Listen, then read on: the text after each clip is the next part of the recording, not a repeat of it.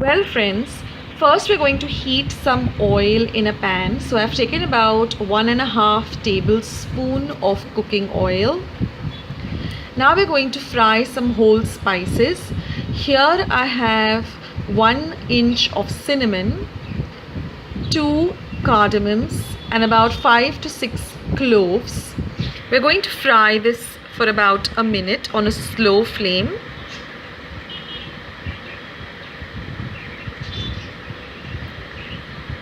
Now I'm going to be adding a paste which I have ground, which is a paste of 2 medium-sized onions, 2 medium-sized tomatoes and a whole tablespoon of fennel seeds or SAUNF. So you're going to grind this into a very fine paste and we're going to fry it very well till all the rawness of the onions goes away. So this will take about a whole 8 to 10 minutes on a low to medium flame. You have to fry this paste very well till the oil starts actually oozing out of this paste.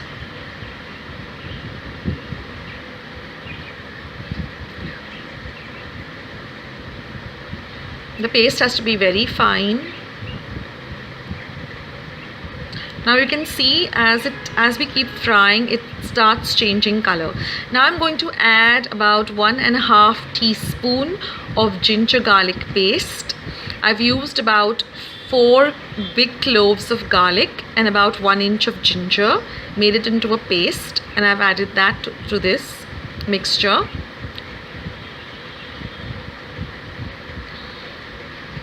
Fry it well till the rawness of the garlic also goes away.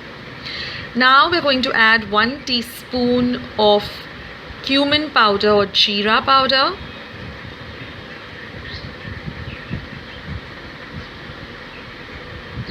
Next goes in a tablespoon of dhania powder or coriander powder.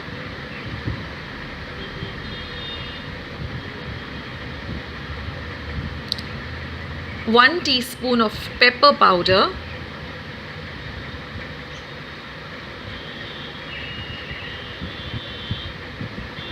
a little bit of garam masala, say half a teaspoon of garam masala,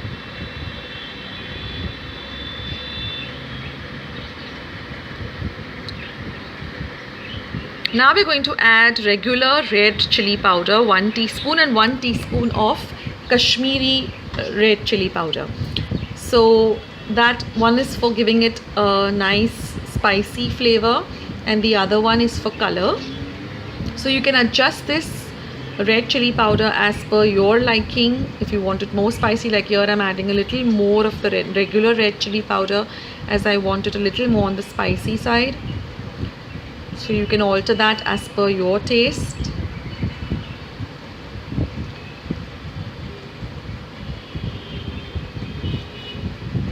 Now we're going to fry this again very well.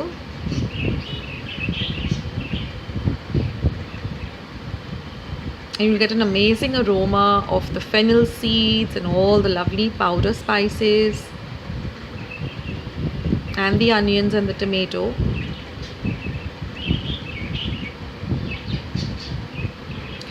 Now we're going to add a little bit of kasuri methi. We're going to crush it up. So I've added about 3/4 of a teaspoon, which I've crushed and added.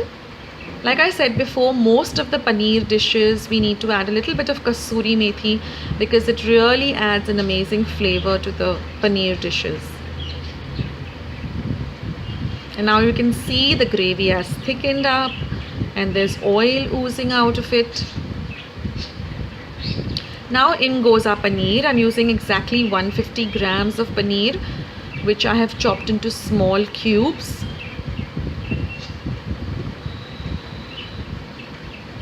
So give this a nice mix.